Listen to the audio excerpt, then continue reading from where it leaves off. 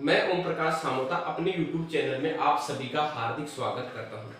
आज की इस वीडियो में हम जो प्रोबेबिलिटी का रिमेनिंग पार्ट है उसके बारे में अध्ययन करने वाले हैं। हमने पहले देखा था, मान लो कोई घटना ए है, कोई घटना ए है तो घटना ए के घटित होने की जो प्रायिकता है उसको पी ए से निरूपित करते हैं। घटना ए के घटित होने की प्रायिकता को पी ए से निरूपित किया जाता है और घटना ए के घटित नहीं होने की प्रायिकता को पी ए बार से निरूपित किया जाता है। ये दो चीजें हमने पहले पढ़ी थी और ये भी देखा था कि किसी घटना के घटित होने की प्रायिकता और घटित न होने की प्रायिकता का योगफल सदैव एक होता है।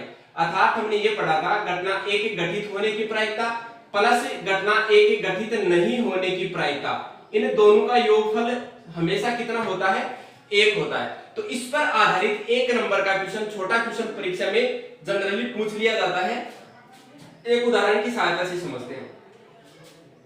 यदि किसी घटना के घटित होने की प्रायिकता, यदि किसी घटना ए के घटित होने की प्रायिकता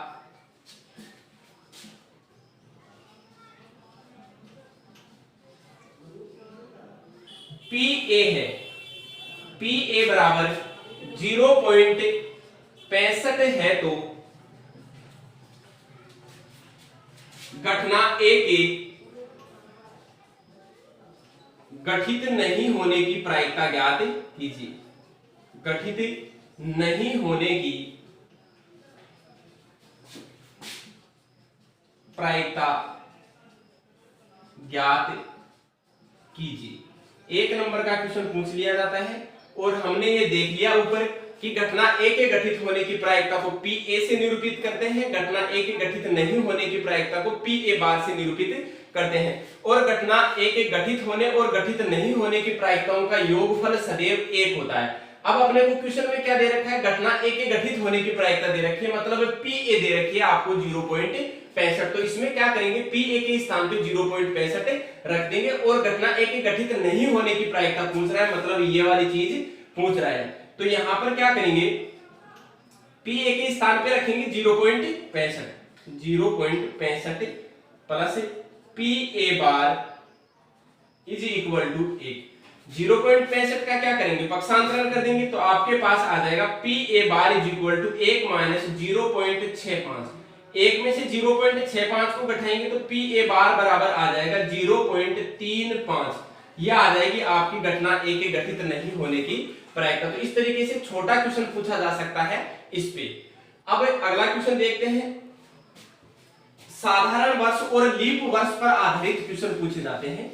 तो हम सबसे पहले यही जानेंगे कि साधारण वर्ष क्या होता है और लीप वर्ष क्या होता है।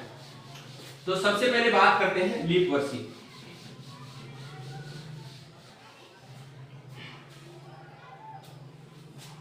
लीप वर्ष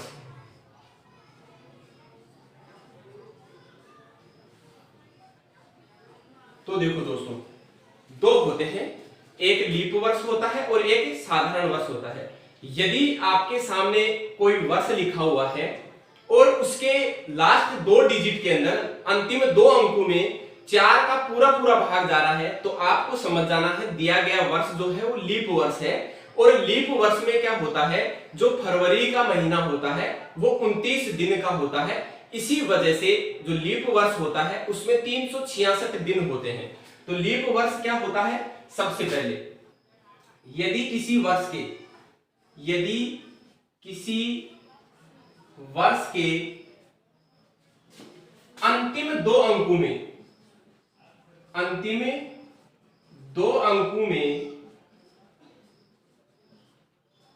4 का पूरा पूरा भाग चला जाए, पूरा पूरा भाग जाता हो, लीप वर्ष कहलाता है। क्या कहलाता है? लीप वर्ष कहलाता है। लीप वर्ष में क्या होता है? जो फरवरी का महीना होता है उसमें 29 दिन होते हैं।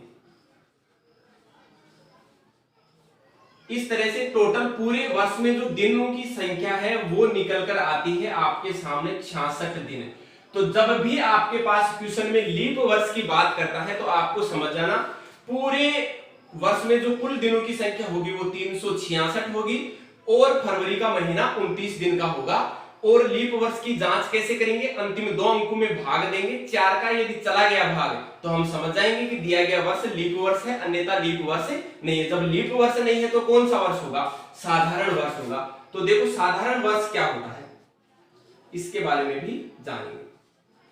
साधारण वर्ष यदि 4 का पूरा भाग नहीं गया अंतिम 2 अंकों में तो वो वर्ष होगा साधारण वर्ष।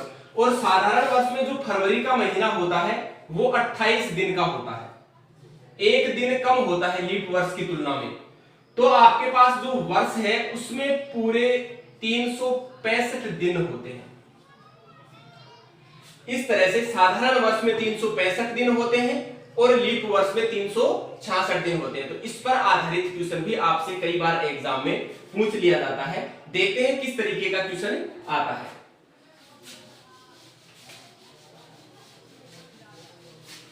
अब देखो दोस्तों, लीप वर्ष और साधारण वर्ष पर आधारित प्रश्न। सबसे पहला प्रश्न है प्रश्न नंबर 1। यदि एक लीप वर्ष में एक लीप वर्ष में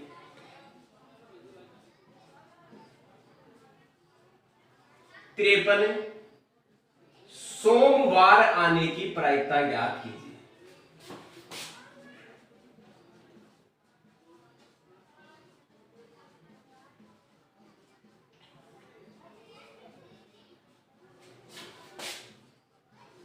ये प्रश्न है आपके सामने।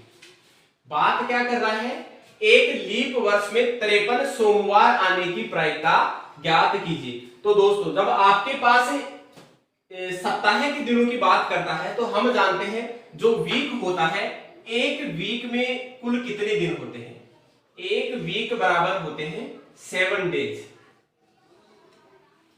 अब सोमवार है तो ये जो 7 डेज होते हैं वो पर्टिकुलर एक वीक में 7 दिन होते हैं, 7 दिनों के अलग अलग नाम है। इसी तरह से जब यहां पर लीप वर्ष की बात कर रहा है तो हम जानते हैं लीप वर्ष में कुल कितने दिन होते हैं, एक लीप वर्ष बराबर होता है 366 दिन, 366 दिन। अब आपको देखना है 53 सोमवार आने की प्रायिकता।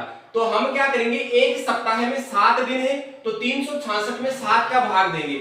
जैसे ही 366 में 7 का भाग देंगे, 366/7, तो आपके पास सप्ताह की संख्या निकल के आ जाएगी, नंबर ऑफ वीक निकल के आ जाएगी। वो क्या होगा, उससे हमें पता चल जाएगा एक वीक में जो 7 डेज होते हैं वो प्रत्येक दिन एक बार आता है।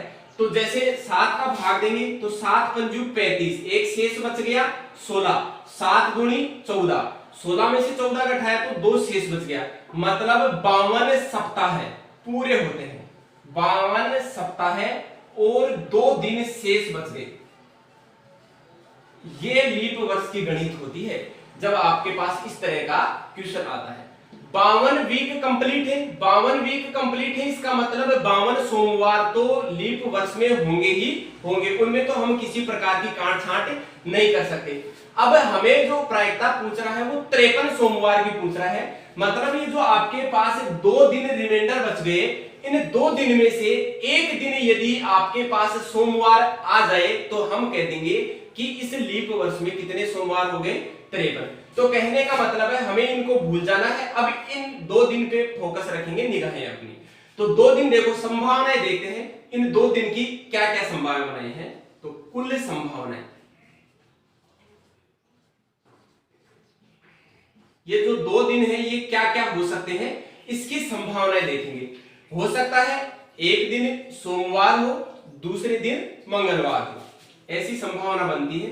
हो सकता है सोम हो तो दूसरा दिन क्या होगा, मंगल।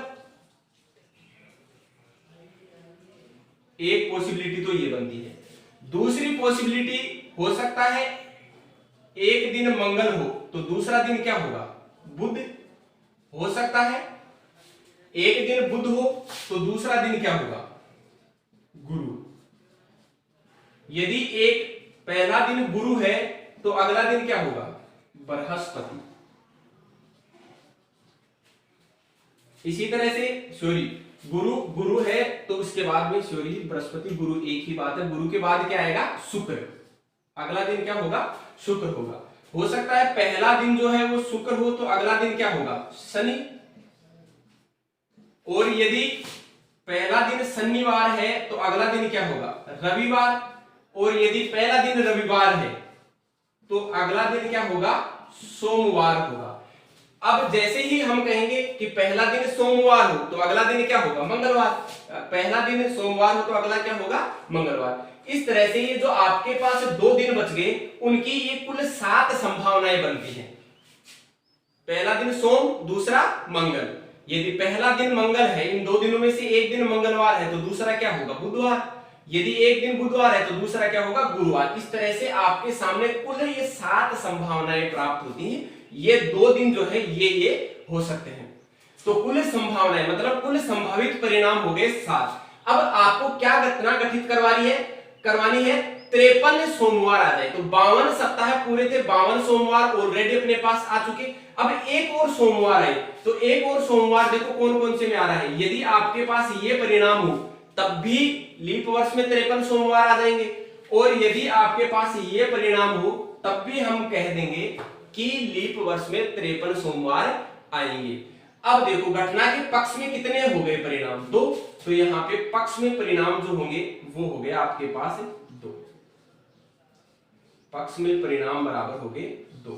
कौन कौन से हो गए, ये वाला और ये वाला। अब आपको प्रोबेबिलिटी ज्ञात करनी है 53 सोमवार आने की। तो probability of event is equal to क्या होता है, घटना के पक्ष में परिणाम बटे कुल परिणाम। तो घटना के पक्ष में कितने परिणाम है, 2 बटे कुल परिणाम कितने हैं, इन 2 दिनों की संभावना है 7। तो ये हो गया आपका 2/7। तो इस तरीके का क्वेश्चन बन सकता है, अच्छा क्वेश्चन बनता है। आपको इन 52 सप्ताह पे निगाहें नहीं रखनी, केवल इन 2 दिन की जांच करनी है कि ये 2 दिन क्या क्या हो सकते हैं और आपको क्या घटना घटित करवानी है। उसके आधार पे हम क्या कर सकते हैं, इस तरीके का क्वेश्चन ज्ञात कर सकते हैं। अगला क्वेश्चन देखते हैं साधारण वर्ष का।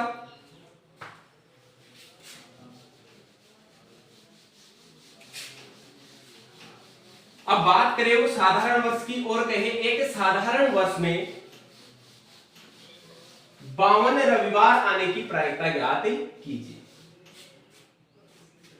एक साधारण वर्ष में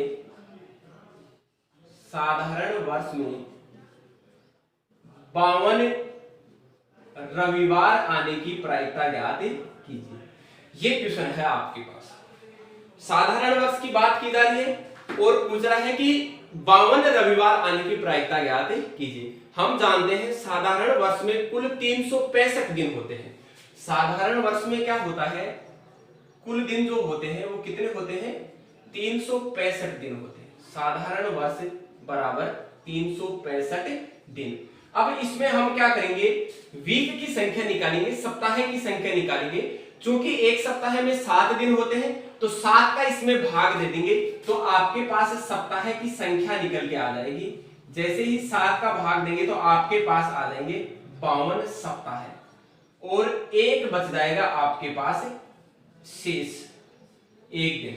मतलब जो साधारण वर्ष है उसमें 52 सप्ताह पूरे होते हैं और एक दिन शेष बचता है। अब आपके पास प्रश्न में क्या पूछ रहा है, 52 रविवार आने की प्रायिकता। जब 52 वीक कंप्लीट है इसका मतलब 52 रविवार आ चुके। 52 रविवार तो होंगे ही होंगे। केवल 52 रविवार हो इसके लिए इस एक दिन को क्या नहीं होना चाहिए, रविवार नहीं होना चाहिए। तभी साधारण वर्ष में क्या होंगे, 52 रविवार। यदि ये जो एक दिन बच गया ये भी रविवार हो तो क्या हो जाएगा, साधारण वर्ष में 53 रविवार आ जाएंगे और अपना क्वेश्चन जो पूछ रहा है वो कंप्लीट नहीं होगा, वो सही नहीं होगा। तो 52 सप्ताह पूरे हैं इसका मतलब 52 रविवार आ चुके। अब अपने को इस एक दिन को प्रतिबंधित करना है। तो देखो इस एक दिन की कुल संभावनाएं कि ये एक दिन क्या क्या हो सकता है, कुल संभावनाएं। एक दिन क्या हो सकता है सोमवार हो सकता है ये मंगलवार हो सकता है ये बुधवार हो सकता है ये गुरुवार हो सकता है ये शुक्रवार हो सकता है ये शनिवार हो और हो सकता है ये रविवार हो। ये संभावनाएं, इसे एक दिन की कुल संभावनाएं क्या है, ये सोमवार भी हो सकता है, मंगल हो सकता है, बुध गुरु शुक्र शनि रवि, इनमें से कुछ भी हो सकता है। तो आपके पास ये जो कुल टोटल संभावनाएं है वो कितनी है, 7 संभावनाएं हैं। अब आपको घटना गठित क्या करवाने, 52 रविवार की, जो पहले से ही 52 सप्ताह कंप्लीट है, जिसमें 52 रविवार आ चुके। मतलब ये एक दिन क्या नहीं होना चाहिए, रविवार नहीं होना चाहिए। मतलब ये वाला इस घटना के पक्ष में परिणाम नहीं है। तो घटना के पक्ष में परिणाम क्या होगा, यदि सोमवार आएगा तब भी हम कहेंगे 52 रविवार है पूरे साधारण वर्ष में। मंगल आएगा तब भी हम यही कहेंगे कि 52 रविवार आ रहे हैं। बुध आएगा, गुरु आएगा, शुक्र, शनि, ये सारे आएंगे तब हम यही कहेंगे कि साधारण वर्ष में कितने रविवार आ रहे हैं, 52 रविवार आ रहे हैं। तो घटना के पक्ष में परिणाम कितने होंगे, घटना के पक्ष में परिणाम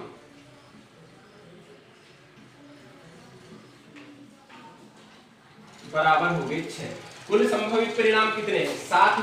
तो घटना के गठित होने की प्रायिकता, या हम कहें 52 रविवार आने की प्रायिकता क्या हो जाएगी, घटना के पक्ष में परिणाम बटे कुल परिणाम, तो 6/7 ये हो जाएगा आपका आंसर। तो इस तरीके से साधारण वर्ष और लीप वर्ष पर क्वेश्चन बनता है। तो आप, मैं उम्मीद करता हूं आपकी समझ में आ गया होगा। अब आगे बढ़ते हैं। आपके पास कई बार क्या होता है, गेंद का क्वेश्चन आ जाता है जिसमें कई प्रकार की गेंद दी होती है, उनका विभाजन रंगों के आधार पर किया होता है और एक गेंद का यादृच्छिक रूप से चयन किया जाता है। तो उसकी प्रायिकता किस तरह से ज्ञात करते हैं। तो हम देखते हैं प्रश्न नंबर 3। क्या प्रश्न है, प्रश्न नंबर 3। आपके पास एक थैला है और उस थैले में कुछ गेंद है जो लाल है, कुछ गेंद नीली है और कुछ गेंद पीली है। तो 1 बाय 1 देखते हैं। एक थैले में 5 सफेद, 3 काली और 4 लाल गेंद हैं, 4 लाल गेंद हैं। तब थैले में से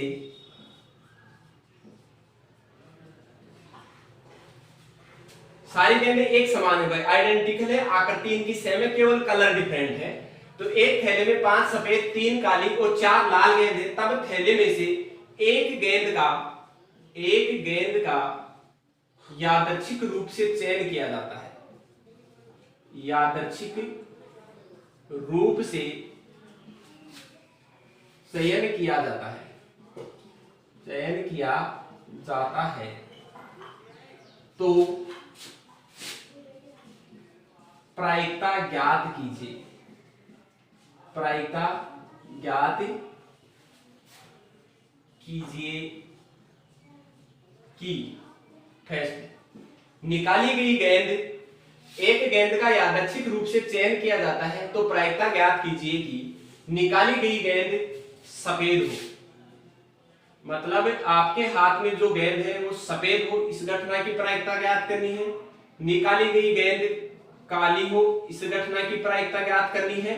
निकाली गई गेंद लाल हो, इस घटना की प्रायिकता ज्ञात करनी है। ये 3 प्रश्न हैं जो आपके पास इस तरह से इस पे आधारित पूछे हैं। अब देखो बात कर रहा है थैले की, तो हम सबसे पहले जब भी सोल्व करते हैं क्वेश्चन को तो कुल संभावित परिणाम पे नजर डालते हैं। आपके सामने क्या है, एक थैला है, तो थैले में 5 तो क्या है, व्हाइट सफेद गेंद है, 3 काली गेंद है और 4 लाल गेंद है। तो इस थैले के अंदर कुल कितनी गेंदें हैं, 5 और 3 8 और 4 12, मतलब कुल 12 गेंद है। उन 12 गेंद में से एक गेंद का यादृच्छिक रूप से चयन किया जाना है। तो कुल संभावित परिणाम हो गए आपके 12, कुल संभावित परिणाम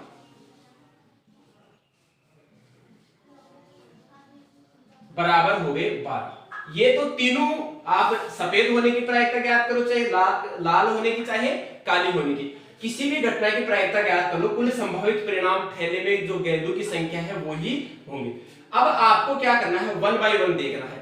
सबसे पहले गेंद सफेद हो, तो ये जो थैला है इसमें 12 गेंद है, इन 12 गेंद में से कितनी गेंद सफेद है, 5 गेंद सफेद है। तो इन 5 गेंद में से कोई सी एक गेंद आएगी, तभी हम कहेंगे कि हमारे हाथ में जो गेंद है वो सफेद है।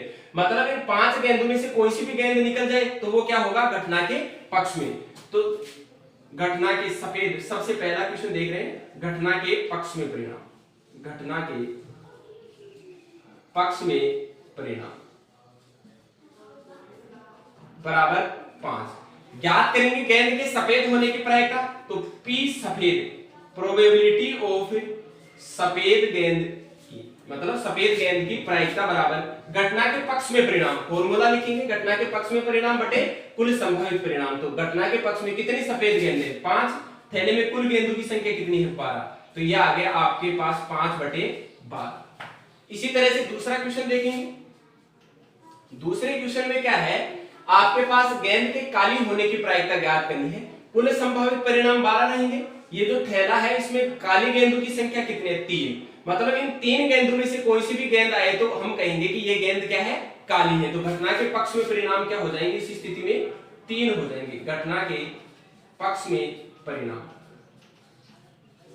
बराबर 3 हो जाएंगे। प्रोबेबिलिटी ज्ञात करेंगे काली गेंद की, तो प्रोबेबिलिटी ऑफ ब्रेक, काली गेंद की प्रायिकता इज इक्वल टू क्या हो जाएगी, घटना के पक्ष में परिणाम 3 बटे कुल संभावित परिणाम 12। काट देंगे 3 एकम 3, 3 चौके 12, 1/4 यह आ जाएगी आपके पास काली गेंद की प्रायिकता। इसी तरह से तीसरा जो प्रश्न है, कुल संभावित परिणाम वही रहेंगे 12।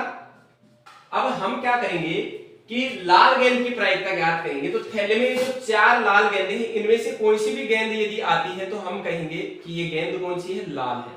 मतलब घटना के पक्ष में परिणाम कितने हो जाएंगे, 4 हो जाएंगे। तो घटना के पक्ष में परिणाम बराबर हो जाएंगे 4।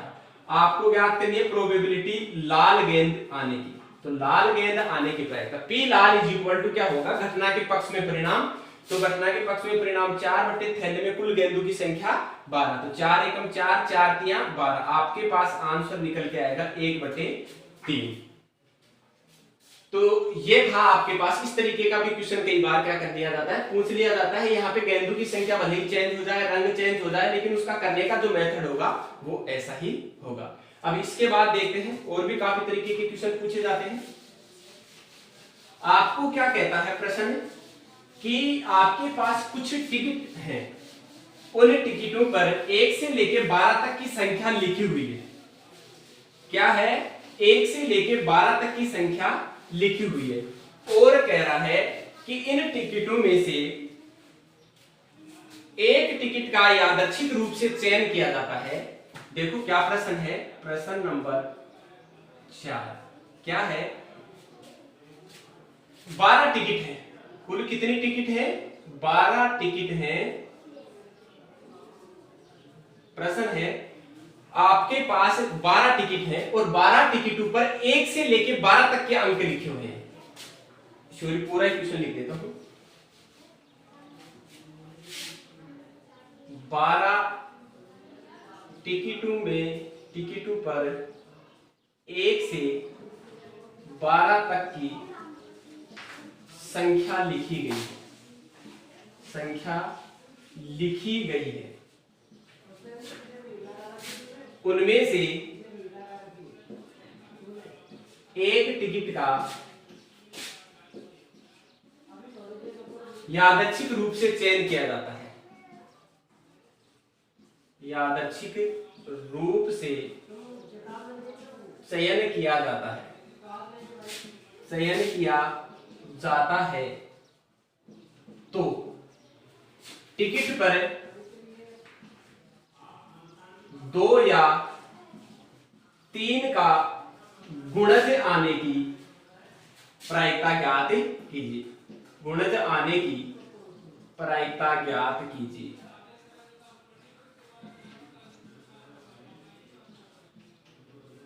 यह है प्रश्न। क्या है, आपके पास 12 टिकटें हैं, उन 12 टिकटों में क्या लिखा हुआ है, 1 से लेकर 12 तक की संख्या लिखी हुई है। अब क्या करते हैं, उन टिकटों में से एक टिकट का हम क्या कर रहे हैं, यादृच्छिक रूप से चयन कर रहे हैं और ये देख रहे हैं कि उस टिकट पर 1 से लेकर 12 तक के अंकों में 2 या 3 का गुणज आने की प्रायिकता ज्ञात कीजिए। तो सबसे पहले हम देखते हैं दोस्तों कुल संभावित परिणाम। आपके पास कुल टिकटों की संख्या कितनी है, वो ही क्या हो जाएंगे, कुल संभावित परिणाम। तो कुल टिकटों की संख्या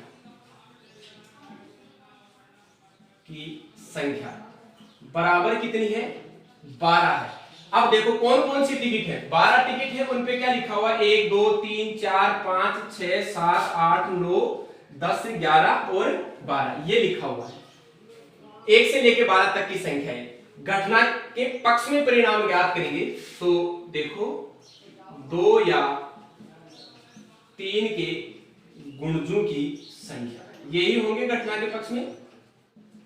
चाहो तो आप ये भी लिख सकते हो घटना के पक्ष में परिणाम, या फिर आपका क्वेश्चन है 2 या 3 का गुणज, तो घटना के पक्ष की बात कर रहे हैं तो इनकी संख्या क्या होगी। तो आपके पास ये जो 12 तक की संख्या है इनमें से देखना है 2 का गुणज कौन कौन सा है। सबसे पहले तो देखो 2 के गुणा में क्या आता है 2 एकम 2, 2 दूनी 4, 2 तिया 6, 2 चौके 8, 2 पंजे 10, 2 छिगु 12, 2 संख्या 14, 14 तो है नहीं अपने पास, तो ये तो हो गए 2 के गुणज।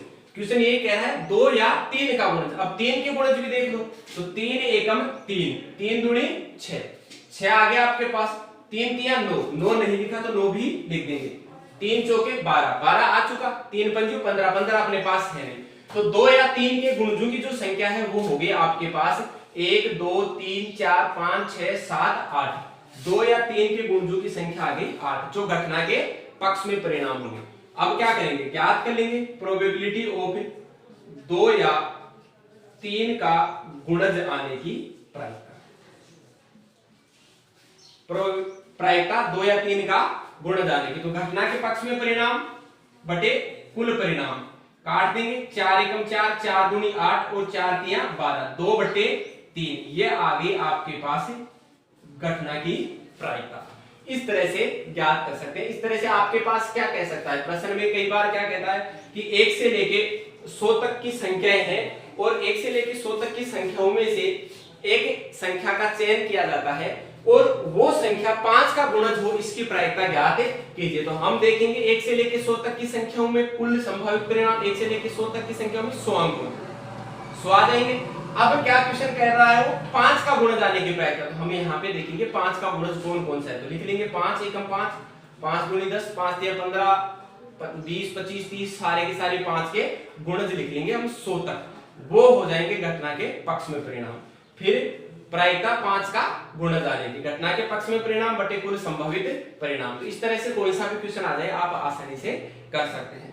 तो और देखते हैं, एक और क्वेश्चन बनता है, इस पे क्या करता है, कई बार ये दे देता है कि एक डिब्बा है जिसमें कुछ खराब पेन है और कुछ सही पेन है।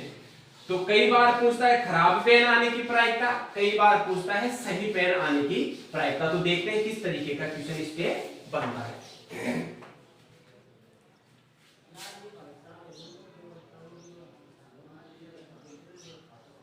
एक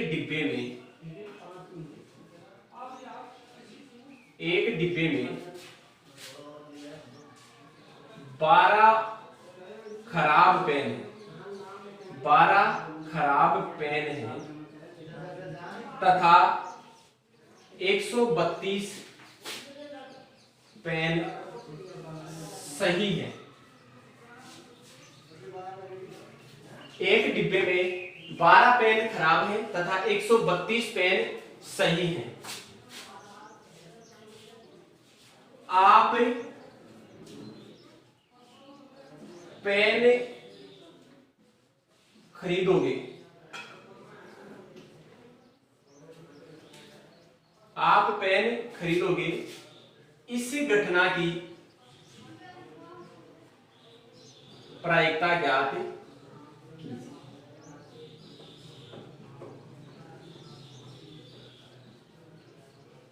ये प्रश्न है आपके पास, एक डिब्बा है जिसमें 12 पेन थे, तो 12 पेन है वो तो खराब है और 132 पेन है वो सही है। अब क्या किया है दुकानदार ने, 12 पेन और 132 पेन वो गलती से क्या हो जाते हैं, मिक्स हो जाते हैं। तो अपन देख के उन पेनों में ये पता नहीं कर सकते कि कौन सा पेन खराब है और कौन सा पेन सही है। अब आप क्या करते हो, उस दुकान पर पेन खरीदने के लिए जाते हो तो आपके द्वारा पेन खरीदने की प्रायिकता ज्ञात करनी है। तो जब हम दुकान पे जाते हैं तो खराब पेन तो लेने के लिए जाएंगे नहीं, इसका मतलब कौन सा पेन लेंगे, हम सही वाला पेन लेंगे।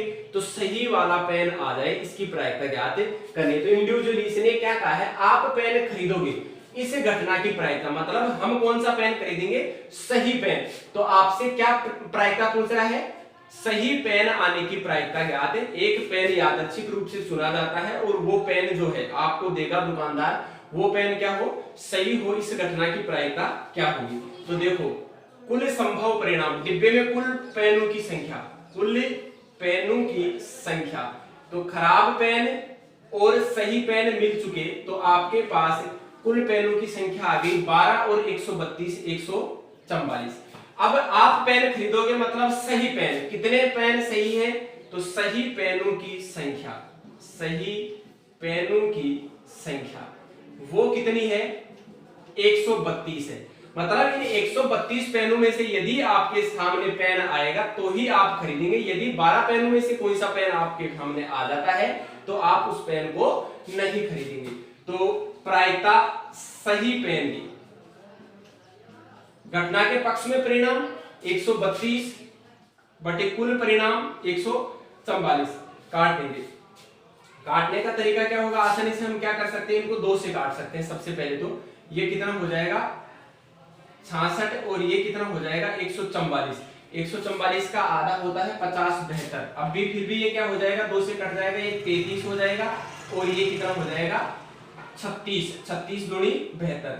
अब 3 से कट जाएंगे, 11 या 33 और ये कट जाएगा 12 या 36, 11 बटे 12। ये आ गई आपके पास सही पेन होने की प्रायिकता। तो इस तरह से आपके सामने काफी सारे क्वेश्चन बनते हैं जिससे हम ज्ञात कर सकते हैं। और भी काफी क्वेश्चन बनते हैं, देखेंगे नेक्स्ट लेक्चर में। धन्यवाद।